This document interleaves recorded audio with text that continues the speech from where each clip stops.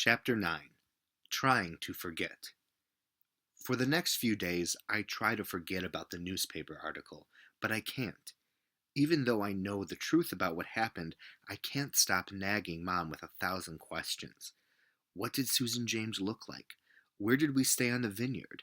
Eventually, my mother puts a halt to my interrogation and tells me the subject is now closed. A few years ago, when the commercial building next door went up for sale, my parents bought it, and my mom moved her practice there. She's been a veterinarian for more than 12 years.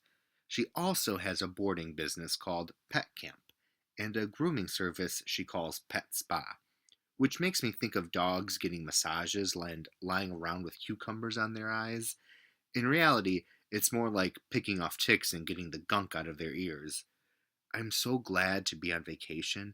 I help my mom tack new photos onto the huge collage in her waiting room. When people first bring their animals to her, she always takes a picture of them with their dogs, cats, lizards, ferrets, hamsters, or birds, then places them in her collage that now takes up almost the entire wall. I saw Maria Rodriguez at the store the other day, she says. Who? Carly's mom. We talked about you two getting together this summer. First of all, I'm too old for you to be setting up playdates. Second of all, she's a brown-nosing goody two-shoes who I despise. Oh, come on. She can't be that bad. Mom tacks a photo of an elderly man with a cockatoo on his shoulder to the wall. Trust me, she is. When she's finished, my mother takes a novel from her purse, kicks off her shoes, and settles into one of those comfy waiting room chairs. I don't buy it. If you're doing this as an example of how much fun reading is, it's not working. She closes the book but keeps her finger on the page. Believe it or not, Derek, not everything has to do with you. I have a free hour and just want to relax. Do you mind? She waves me off and goes back to her book. I leave her in the waiting room and visit the animals in the kennel.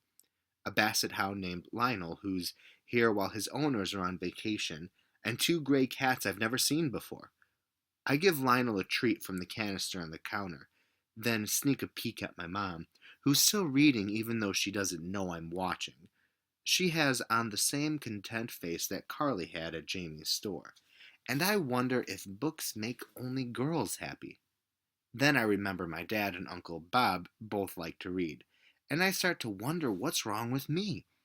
Maybe it's like blue eyes and blonde hair. There's a reading gene some people get or don't get at birth. When my mother turns the page, she spots me near the door. It's the perfect time to start one of those books on your list. No thanks. I'll get us some cookies. No thanks. I'll help you with the words you don't know. No thanks. 2 chocolate chips per page. She passed the next seat to her, an invitation for me to sit down. Let me see the illustrations you did of your vocabulary words so far. I run back to the house and get my sketchbook, sit down next to her, and show her my drawings. She smiles. Some of these remind me of your father's.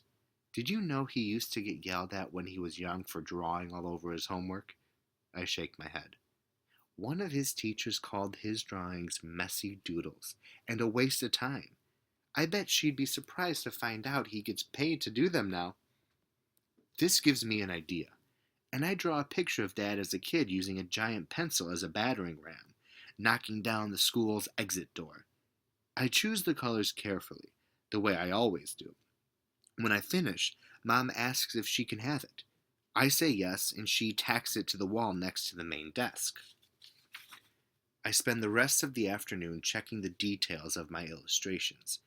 I may not make my bed, pick up my clothes, put away my DVDs, or wipe the puddles of water off the floor after I take a bath, but I'm never messy with my drawings.